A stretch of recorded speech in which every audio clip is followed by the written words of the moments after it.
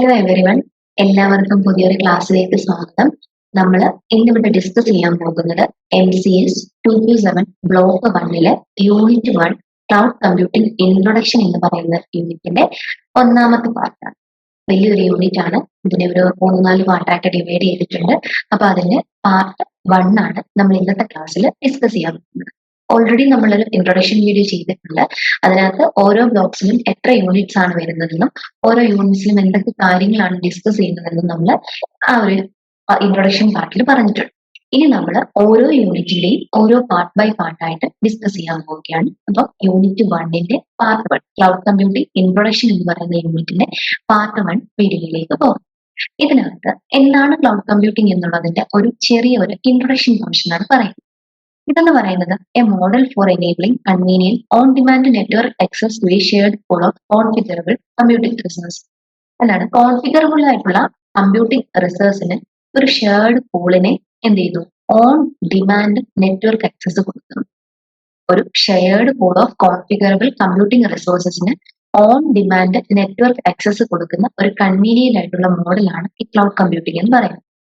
ഇത് നമ്മൾ അല്ലാതെ പറയുകയാണെന്നുണ്ടെങ്കിൽ കമ്പ്യൂട്ടിംഗ് റിസോഴ്സിനെ റെന്റ് ചെയ്തെടുക്കുന്ന ഒരു മെത്തേഡാണ്. എന്തൊക്കെയാണ് കമ്പ്യൂട്ടിംഗ് റിസോഴ്സ് എന്ന് പറഞ്ഞാൽ? സെർവേഴ്സ് ആവാം, സ്റ്റോറേജ് ആവാം, ആപ്ലിക്കേഷൻസ് ആവാം. ഇതിനെയൊക്കെയാണ് നമ്മൾ കമ്പ്യൂട്ടിംഗ് റിസോഴ്സസ് എന്ന് പറയുന്നത്. ഒരു തേർഡ് പാർട്ടി പ്രൊവൈഡറിൽ നിന്നും ഇന്റർനെറ്റ് വഴി കമ്പ്യൂട്ടിംഗ് റിസോഴ്സസിനെ റെന്റ് ചെയ്തെടുക്കുന്ന ഒരു ടെക്നിക്ക് അല്ലെങ്കിൽ ആ ഒരു മോഡലാണ് ക്ലൗഡ് കമ്പ്യൂട്ടിംഗ് എന്ന് പറയുന്നത്.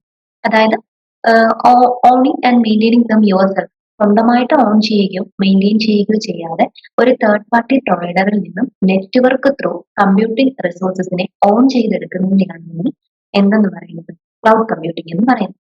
ഇനി അതിന്റെ കോർ ഐഡിയ എന്താണെന്ന് ചോദിച്ചാൽ accessing computer power and storage over the internet.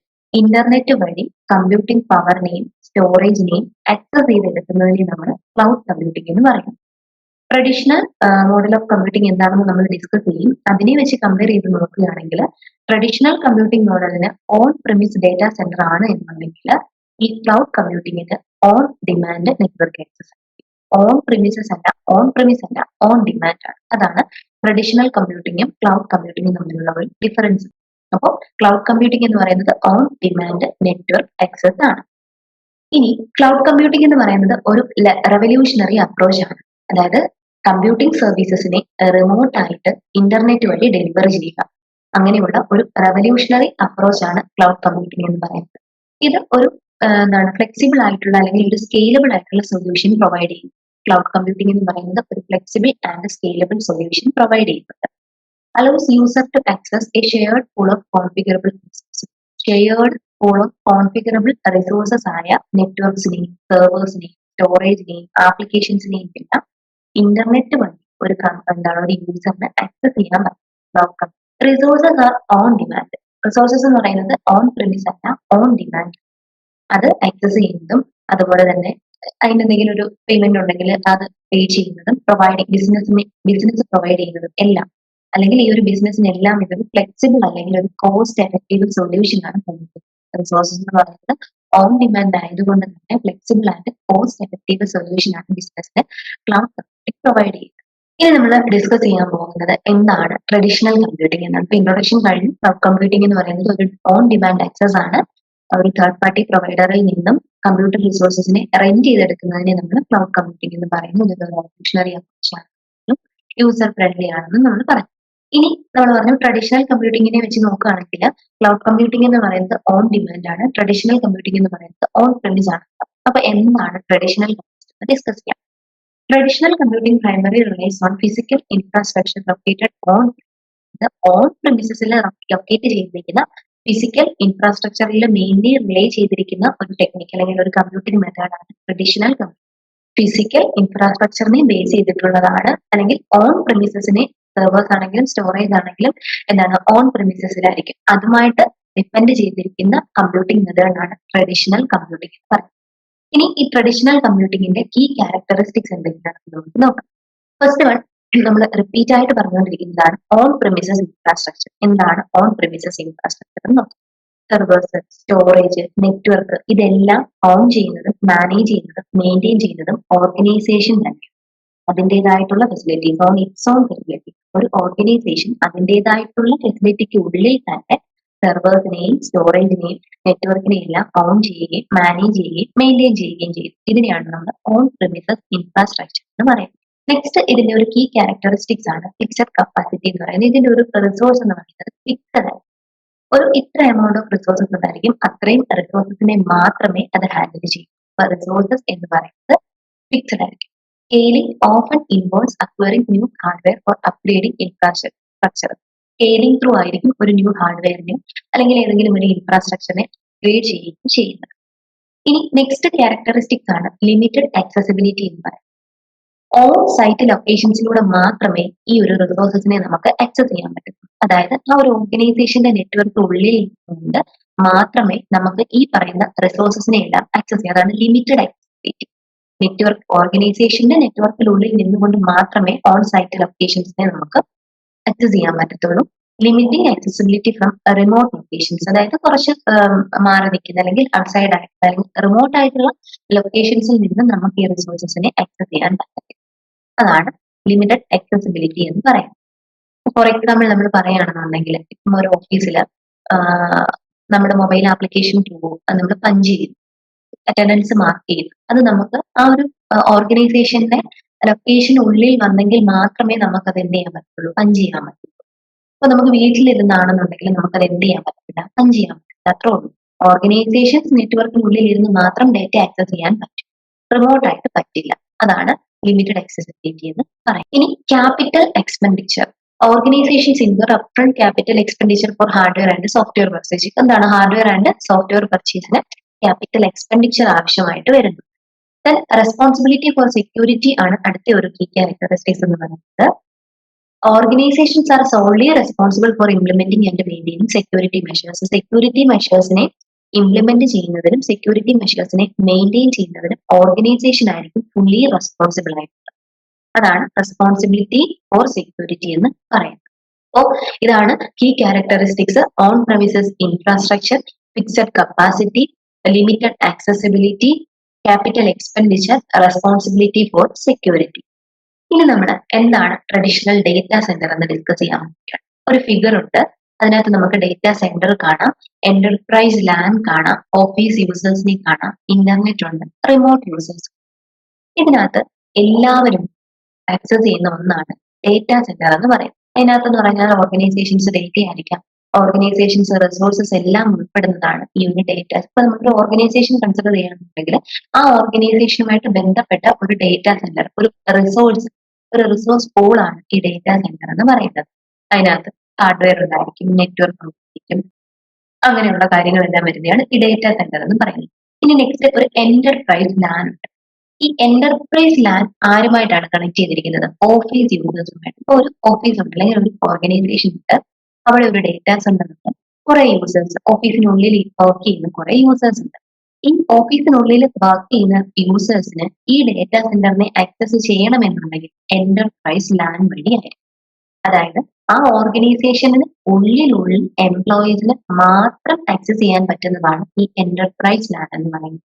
അപ്പം ഓഫീസിൽ കറന്റ് പ്രസന്റ് ആയിട്ടുള്ള എംപ്ലോയീസ് എന്റർപ്രൈസ് ലാൻ വഴിയായിരിക്കും ഈ ഡേറ്റാ സെന്ററിനെ ആക്സസ് ചെയ്യുന്നത്. താഴേക്ക് വരികയാണെങ്കിൽ ഇന്റർനെറ്റും റിമോട്ട് യൂസേഴ്സും ഉണ്ട്. ഈ പറയുന്ന റിമോട്ട് യൂസേഴ്സ് എന്ന് പറഞ്ഞാൽ ഓഫീസ് എന്താണ് ഓർഗനൈസേഷന്റെ ആ ഒരു ലൊക്കാലിറ്റിയിൽ ഇല്ല. ഇപ്പൊ എക്സാമ്പിൾ പറയുകയാണെങ്കിൽ കുറച്ച് എംപ്ലോയീസ് ഉണ്ട്, ഓഫീസിൽ വന്ന് വർക്ക് ചെയ്യുന്നു. അവർ ആ ഡേറ്റാ സെന്ററിനെ ആക്സസ് ചെയ്യുന്നത് എന്റർപ്രൈസ് ലാൻ വഴിയായിരിക്കും. ഇനി കുറച്ച് വർക്ക് അല്ലെങ്കിൽ എംപ്ലോയീസ് ഉണ്ട്, അവർ വർക്ക് ഫ്രം ഹോം ആണ്, അപ്പൊ ഓഫീസിൽ വരണ്ട, വീട്ടിലിരുന്നാണ് അവർ വർക്ക് ചെയ്യുന്നത്. അവർക്കും എന്ത് വേണം? ഈ ഒരു ഓർഗനൈസേഷന്റെ ഡേറ്റാ സെന്ററിനെ ആക്സസ് ചെയ്തേ പറ്റത്തുള്ളൂ, വർക്ക് ചെയ്യണം. അപ്പൊ അവര് ഈ ഒരു ഡേറ്റാ സെന്ററിനെ ആക്സസ് ചെയ്യുന്നത് ഇന്റർനെറ്റ് ത്രൂ ആയിരിക്കും. അപ്പോൾ ഒരു ഡേറ്റാ സെന്ററിനെ രണ്ട് രീതിയിൽ ആക്സസ് ചെയ്യുന്നു. എന്റർപ്രൈസ് ലാൻ വഴി ഓഫീസ് യൂസേഴ്സ് എന്താണ് ആക്സസ് ചെയ്യുന്നത്, നമ്മൾ പറഞ്ഞു ഡേറ്റാ സെന്ററിനെ ആക്സസ് ചെയ്യുന്നു. ഇനി അതാണ് നമ്മൾ എന്താണ് ട്രഡീഷണൽ കമ്പ്യൂട്ടിംഗ് എന്ന് പറയുന്നത്. ദെൻ ഇന്റർനെറ്റ് വഴി റിമോട്ട് യൂസേഴ്സ് ഈ അതേ സെയിം ഡേറ്റാ സെന്ററിനെ ആക്സസ് ചെയ്യുന്നതിനെയാണ് നമ്മൾ ക്ലൗഡ് കമ്പ്യൂട്ടിംഗ് എന്ന് പറയുന്നത്. അത്രയാണ് ആ ഫിഗറിനകത്ത് പറഞ്ഞേക്കുന്നത്. ഇനി നമ്മൾ ഡിസ്കസ് ചെയ്യാൻ പോകുന്നത് ക്ലൗഡ് കമ്പ്യൂട്ടിംഗിന്റെ ഹിസ്റ്ററി ആൻഡ് എവല്യൂഷൻ ആണ്. എന്തൊക്കെ കാര്യങ്ങൾ, അതിന്റെ പാസ്റ്റ് ആയിട്ടുള്ള കാര്യങ്ങൾ, ഹിസ്റ്ററി എന്തൊക്കെയാണെന്നും ക്ലൗഡ് കമ്പ്യൂട്ടിംഗിലേക്ക് എങ്ങനെയാണ് എവോൾവ് ചെയ്ത് വന്നത് എന്നുള്ളതാണ് നമ്മൾ അടുത്ത ഡിസ്കസ് ചെയ്യാൻ പോകുന്നത്. ഏർലി ഹിസ്റ്ററി, അതായത് 1950s തൊട്ട് 1980s വരെയുള്ള മെയിൻ ഫ്രെയിംസ് ആൻഡ് അപ്പാനറ്റ് വരെയുള്ള കാര്യങ്ങളാണ് നമ്മൾ ആദ്യമേ ഡിസ്കസ് ചെയ്തത്. അതില് 1950സിന്റെ കേസിൽ വരുമ്പോൾ organisations initially adopted large main frame computers. നമ്മൾ മുമ്പ് പഠിച്ചിട്ടുണ്ട്, മെയിൻ ഫ്രെയിം കമ്പ്യൂട്ടേഴ്സ് എന്ന് പറയുമ്പോൾ വലിയ കമ്പ്യൂട്ടേഴ്സ്. അപ്പം 1950കളിൽ ഓർഗനൈസേഷൻസ് അഡോപ്റ്റ് ചെയ്തിരുന്നത് ലാർജ് മെയിൻ ഫ്രെയിം കമ്പ്യൂട്ടേഴ്സ് ആണ്. ഡേറ്റാസിനെ പ്രോസസ്സ് ചെയ്യാനും സ്റ്റോർ ചെയ്യാനും വേണ്ടിയിട്ട് വലിയ കമ്പ്യൂട്ടർ സിസ്റ്റംസ് യൂസ് ചെയ്തിരുന്ന കാലഘട്ടമാണ് 1950 എന്ന് പറയുന്നത്. ഇനി എന്താണ് main frame computing? It is characterized by centralized processing, significant cost and large physical. Centralized processing ഉണ്ട്, significant cost ആയിരുന്നു, ലാർജ് ഫിസിക്കൽ സൈസും ആണ്. ഒരു സിംഗിൾ കമ്പ്യൂട്ടിംഗ് യൂണിറ്റ്സിൽ നിന്നും ഇവോൾവ് ചെയ്ത് ഒരു എക്സ്റ്റൻസീവ് നെറ്റ്വർക്കിലേക്ക് ട്രാവൽ ചെയ്യപ്പെട്ട ഒരു കമ്പ്യൂട്ടിംഗ് ആണ് മെയിൻ ഫ്രെയിം കമ്പ്യൂട്ടിംഗ് എന്ന് പറയുന്നത്. ലാർജ് കോർപ്പറേഷൻസിലൊക്കെയാണ് മെയിൻലി നമ്മൾ മെയിൻ ഫ്രെയിം കമ്പ്യൂട്ടിങ്സ് യൂസ് ചെയ്തുകൊണ്ടിരുന്നത്. അപ്പം 1950സിൽ ലാർജ് മെയിൻ ഫ്രെയിം കമ്പ്യൂട്ടേഴ്സ് ആണ് യൂസ് ചെയ്തത്. ഇനി 1960സിലേക്ക് പോകുമ്പോൾ JCR ലിക്ലീഡർ എന്ന് പറയുന്ന ഒരാള് ഡിസ്ട്രിബ്യൂട്ടഡ് കമ്പ്യൂട്ടിംഗ് റിസോഴ്സിനെ കൊണ്ടുവന്നു. അതായത് അപ്പാനെറ്റിന്റെയൊക്കെ ഡെവലപ്മെന്റിലേക്ക് നയിച്ച ഡിസ്ട്രിബ്യൂട്ടഡ് കമ്പ്യൂട്ടിംഗ് റിസോഴ്സ് വന്നത് 1960സിലാണ്. ഇത് ഫോർവേഡ് ചെയ്തത് JCR ലിക്ലീഡർ ആണ്. ഇനി 1970s ആൻഡ് 1980സിലേക്ക് പോകുമ്പോൾ development of technologies that enhanced cloud environment. ഇപ്പൊ 1980s ഒക്കെ ആയപ്പോഴത്തേക്ക് ക്ലൗഡ് എൻവയോൺമെന്റിലേക്ക് പോയി. അപ്പം 1950സില് മെയിൻ ഫ്രെയിം കമ്പ്യൂട്ടിംഗ് ആയിരുന്നു. 1960s വന്നപ്പോൾ ഡിസ്ട്രിബ്യൂട്ടഡ് കമ്പ്യൂട്ടിംഗ് ആയി. 1970s അല്ലെങ്കിൽ 1980സിലേക്ക് വന്നപ്പോഴത്തേക്ക് എന്തായി? ക്ലൗഡ് എൻവയോൺമെന്റിന്റെ സ്റ്റാർട്ടിങ്.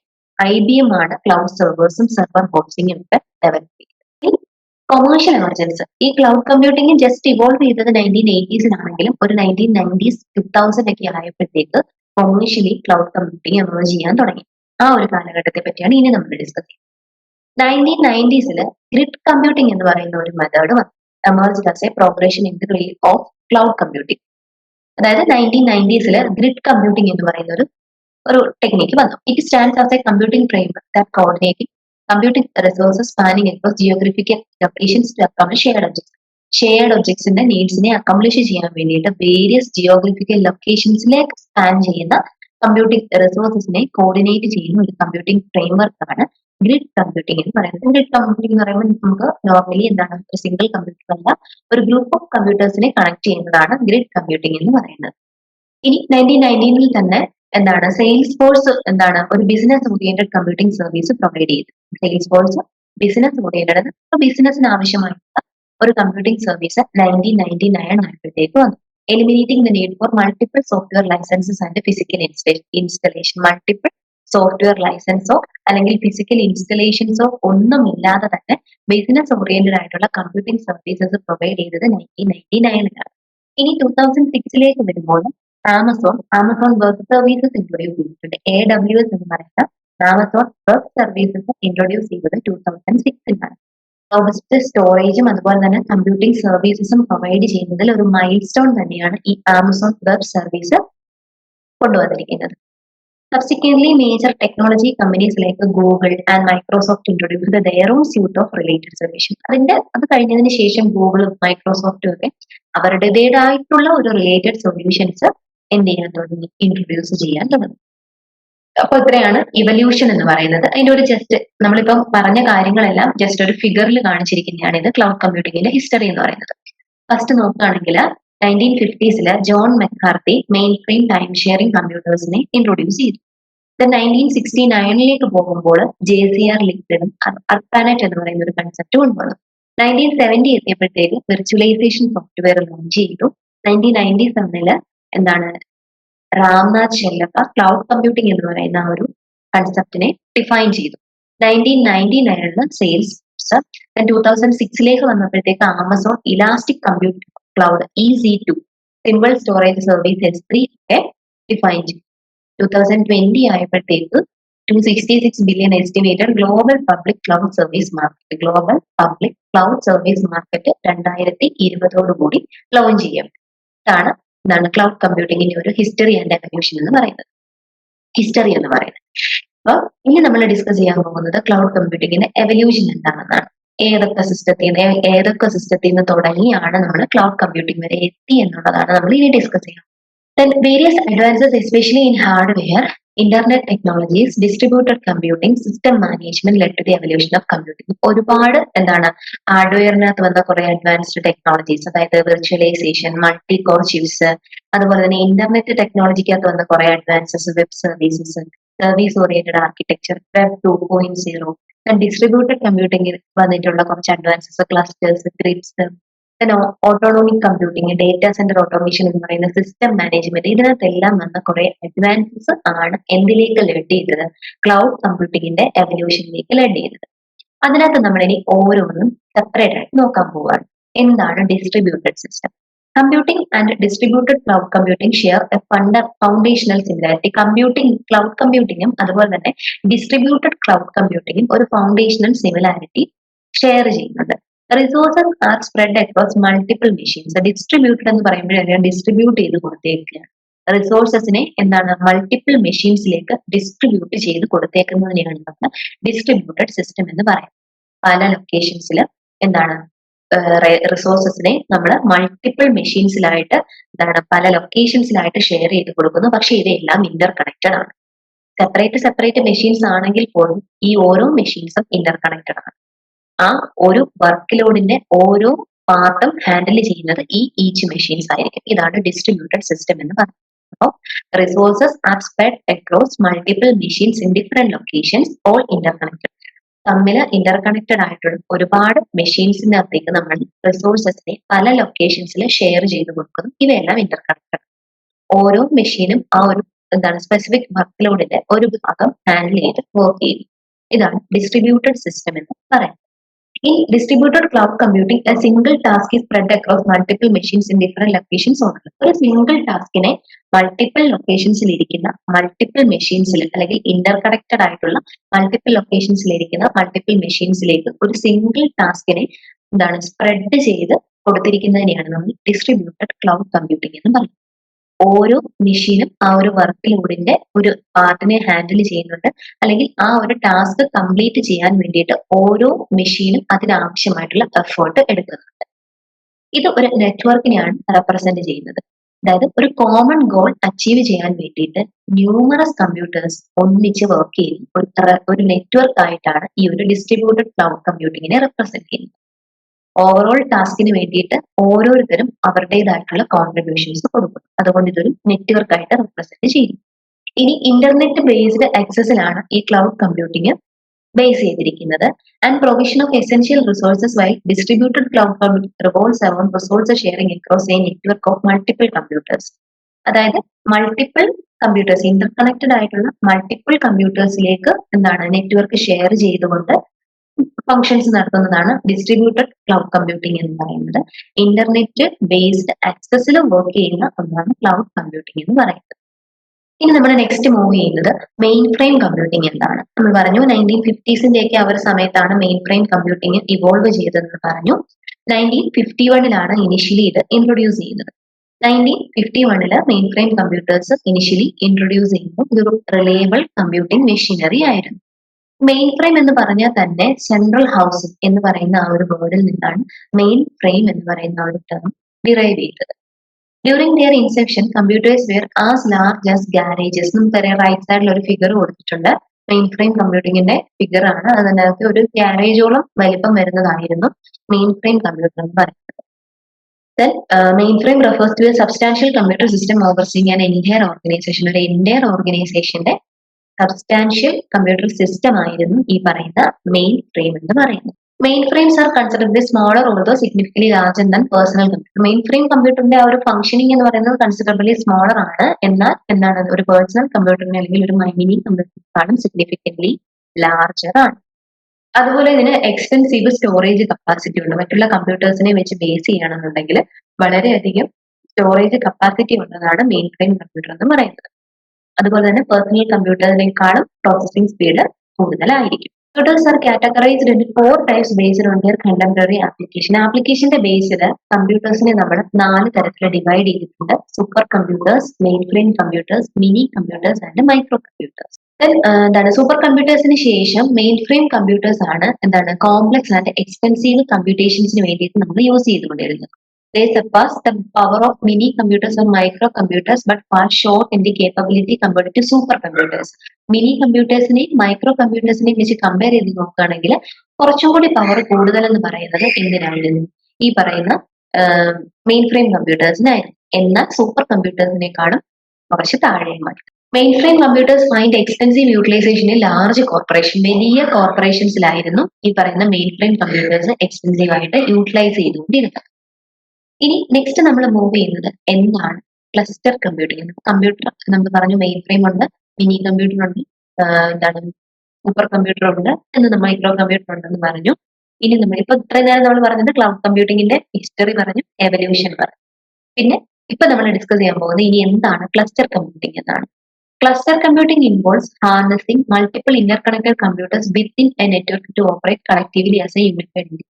ഒരു യൂണിഫൈഡ് എൻറ്റിറ്റി ആയിട്ട് കളക്റ്റീവ്ലി ഓപ്പറേറ്റ് ചെയ്യാൻ വേണ്ടിയിട്ട് ഒരു നെറ്റ്വർക്കിനുള്ളിൽ തന്നെ ഇന്റർകണക്റ്റഡ് ആയിട്ടുള്ള കുറെ മൾട്ടിപ്പിൾ കമ്പ്യൂട്ടേഴ്സ്, ഇതിനെയാണ് നമ്മൾ cluster computing. Within a network, ഒരു നെറ്റ്വർക്കിനുള്ളിൽ ഒരു യൂണിഫൈഡ് എൻറ്റിറ്റി ആയിട്ട് കളക്റ്റീവ്ലി ഓപ്പറേറ്റ് ചെയ്യുന്ന മൾട്ടിപ്പിൾ ഇന്റർകണക്റ്റഡ് നെറ്റ്വർക്ക് കമ്പ്യൂട്ടേഴ്സിനെയാണ് ക്ലസ്റ്റർ കമ്പ്യൂട്ടിംഗ് എന്ന് പറയുന്നത്.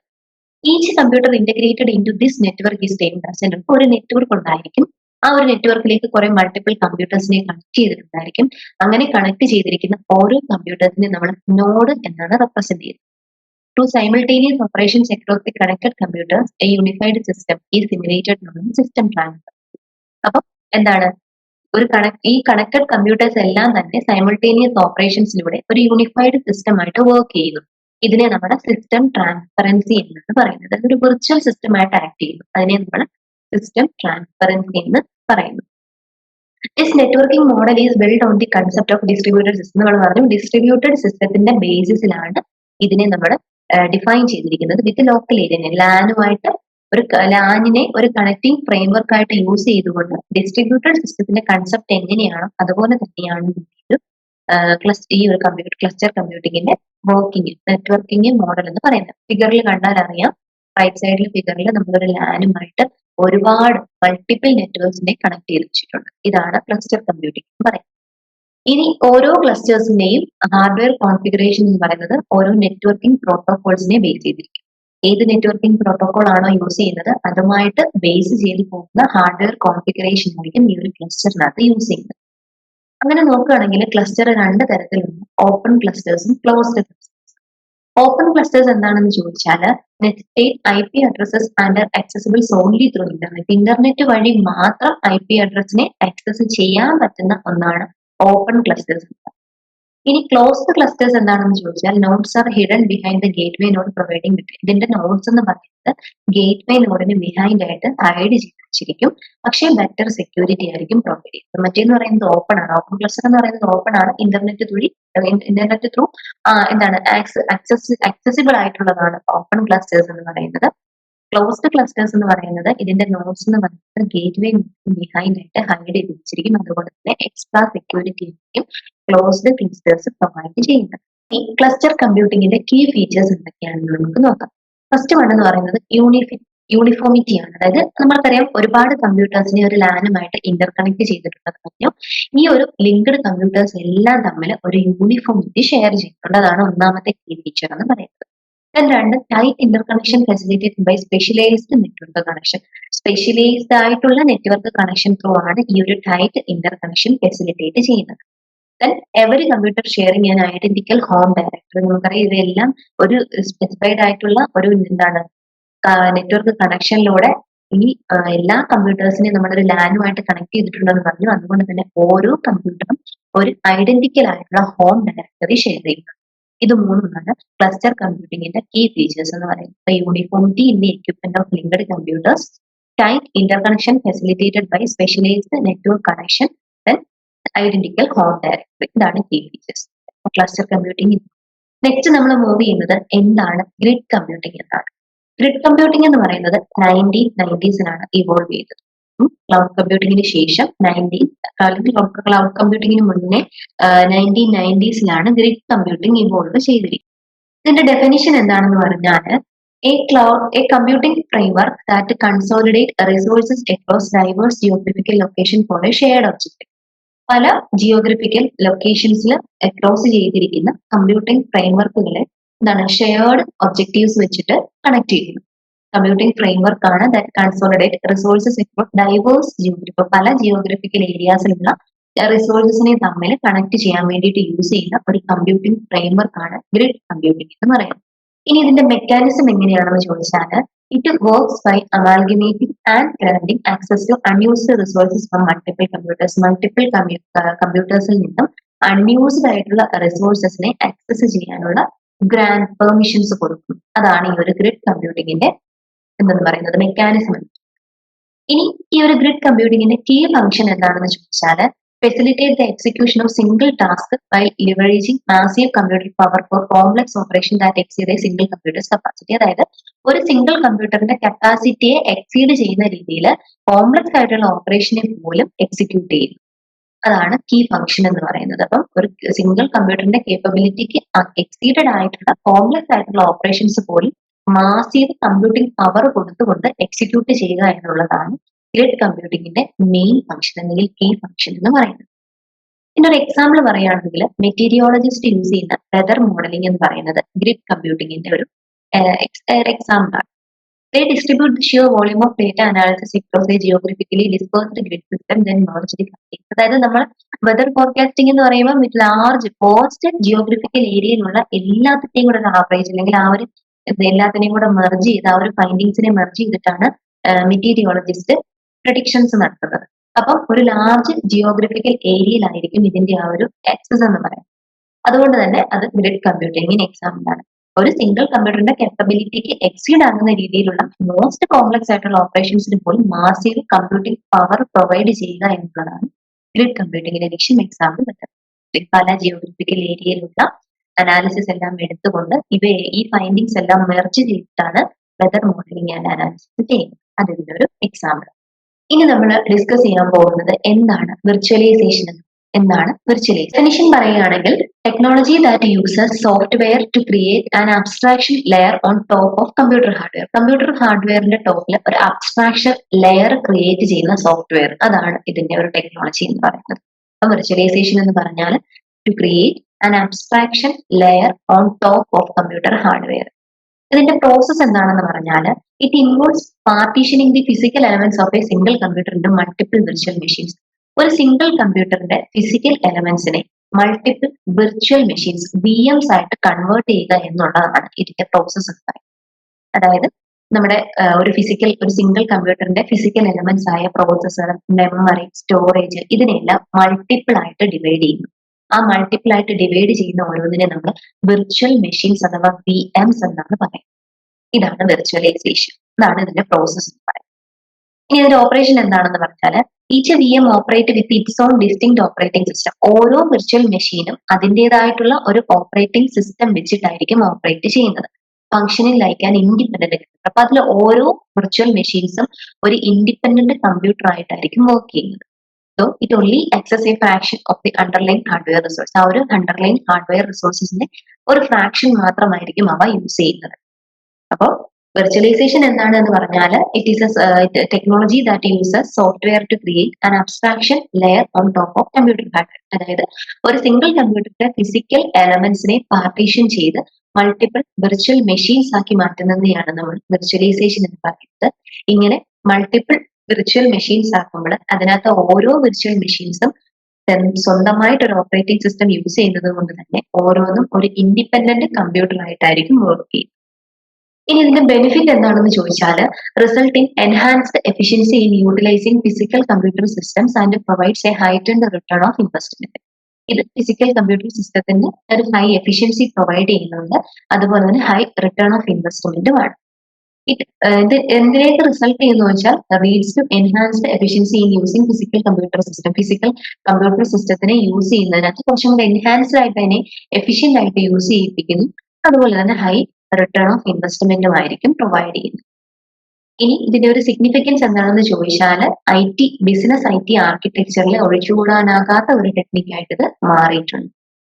ഇനി ക്ലൗഡ് കമ്പ്യൂട്ടിങ്ങിൽ ഇതിന്റെ റോള്, അതായത് ക്ലൗഡ് കമ്പ്യൂട്ടിംഗ് നമ്മൾ കൺസിഡർ ചെയ്യുകയാണെങ്കിൽ വിർച്വലൈസേഷന്റെ റോൾ എന്താണെന്ന് ചോദിച്ചാൽ, it is the driving force behind the economics of cloud. Cloud കമ്പ്യൂട്ടിങ്ങിന്റെ എക്കണോമിക്സിന്റെ ഒരു ഡ്രൈവിംഗ് ഫോഴ്സ്, അതിലേക്ക് നയിച്ച ഒരു ഡ്രൈവിംഗ് ഫോഴ്സ് തന്നെയാണ് വിർച്വലൈസേഷൻ എന്ന് പറയുന്നത്. ഇനി പ്രൊവൈഡേഴ്സിന്റെ കേസിൽ പറയുകയാണെങ്കിൽ empowers cloud companies to serve customers by effectively using their existing physical infrastructure. ഒരു കസ്റ്റമേഴ്സിന് അവര് എക്സിസ്റ്റിംഗ് ആയിട്ട് യൂസ് ചെയ്തുകൊണ്ടിരിക്കുന്ന ഫിസിക്കൽ ഇൻഫ്രാസ്ട്രക്ചറിനെ എഫക്റ്റീവ്ലി യൂസ് ചെയ്യാൻ വേണ്ടിയിട്ട് വിർച്വലൈസേഷൻ ഹെൽപ്പ് ചെയ്യുന്നു. അതായത് ക്ലൗഡ് കമ്പനീസ് എന്തിനെ ഹെൽപ്പ് ചെയ്യുന്നു? കസ്റ്റമേഴ്സിനെ ഹെൽപ്പ് ചെയ്യുന്നു. അവർ എക്സിസ്റ്റിംഗ് ആയിട്ട് യൂസ് ചെയ്തുകൊണ്ടിരിക്കുന്ന ഫിസിക്കൽ ഇൻഫ്രാസ്ട്രക്ചറിനെ എഫക്റ്റീവ്ലി യൂസ് ചെയ്യിപ്പിക്കാൻ വേണ്ടിയിട്ട് വിർച്വലൈസേഷൻ ഹെൽപ്പ് ചെയ്യുന്നുണ്ട്. ഇനി യൂസേഴ്സിന്റെ കേസ് പറയുകയാണെങ്കിൽ allows cloud customers to purchase specific computing resources as needed, facilitating cost effective scalability as their work load. അവർക്ക് ആവശ്യം എന്ന് തോന്നുന്ന സമയത്ത് സ്പെസിഫിക് ആയിട്ടുള്ള കമ്പ്യൂട്ടിംഗ് റിസോഴ്സസിനെ പർച്ചേസ് ചെയ്യാനും വർക്ക് ലോഡ് ഗ്രോ ചെയ്യുന്നത് പോലെ തന്നെ ആ കോസ്റ്റ് എഫക്റ്റീവ് സ്കേലബിലിറ്റി ഫെസിലിറ്റേറ്റ് ചെയ്യാനും ഹെൽപ്പ് ചെയ്യുന്നു. അതാണ് വിർച്വലൈസേഷൻ എന്ന് പറയുന്നത്. ഇനി നമ്മൾ മൂവ് ചെയ്യുന്നത് വെബ് 2.0. വെബ് എന്താണ് എന്ന് പറയാം. വെബ് ഇന്ററാക്ഷൻ എന്ന് പറഞ്ഞാൽ എന്താണ്?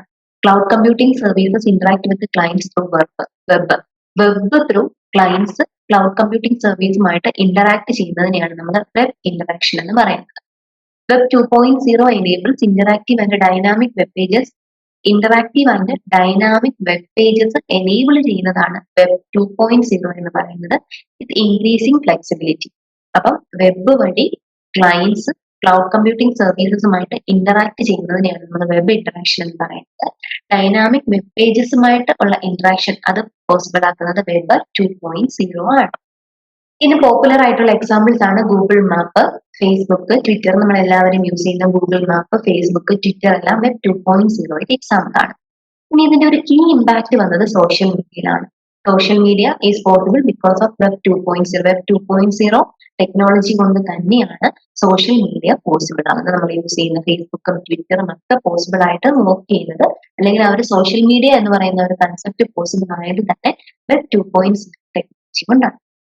പോപ്പുലാരിറ്റി വന്നത് 2004 കൂടിയാണ്. 2004 ഇതിന് പോപ്പുലാരിറ്റി ഗെയിൻ ചെയ്തിരിക്കുന്നത്. വെബ് 2.0 നമ്മൾ പറഞ്ഞു.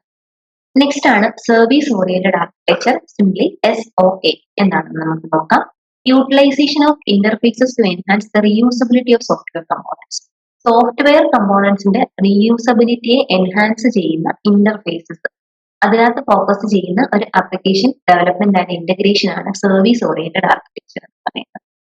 അപ്പോൾ സോഫ്റ്റ്വെയർ കമ്പോണൻസിന്റെ റീയൂസബിലിറ്റിയെ എൻഹാൻസ് ചെയ്യാൻ വേണ്ടിയിട്ട് ഉപയോഗിക്കുന്ന ആർക്കിടെക്ചർ, അതാണ് സർവീസ് ഓറിയന്റഡ് ആർക്കിടെക്ചർ എന്ന് പറയുന്നത്. ഇതിന്റെ കോർ കൺസെപ്റ്റ് എന്താണെന്ന് ചോദിച്ചാൽ facilitate programming to leverage network services. Network services provide ചെയ്യാൻ വേണ്ടിയിട്ടുള്ള പ്രോഗ്രാമിങ്ങിനെ ഇത് ഫെസിലിറ്റേറ്റ് ചെയ്യുന്നു. നെറ്റ്വർക്ക് സർവീസസ് പ്രൊവൈഡ് ചെയ്യാൻ ആവശ്യമായിട്ടുള്ള പ്രോഗ്രാമിനെ ഇത് ഫെസിലിറ്റേറ്റ് ചെയ്യുന്നു. ഇനി എന്താണ് ഇതിന്റെ മെക്കാനിസം എന്ന് ചോദിച്ചാൽ applications access services where internet-based network calls, streamlining service integration through widely adopted communication protocols. അതായത് നെറ്റ്വർക്ക് കോൾസ് വഴി എന്താണ് ഇന്റർനെറ്റ് ബേസ്ഡ് നെറ്റ്വർക്ക് വഴി അപ്ലിക്കേഷൻ സർവീസസിനെ ആക്സസ് ചെയ്യുന്നു.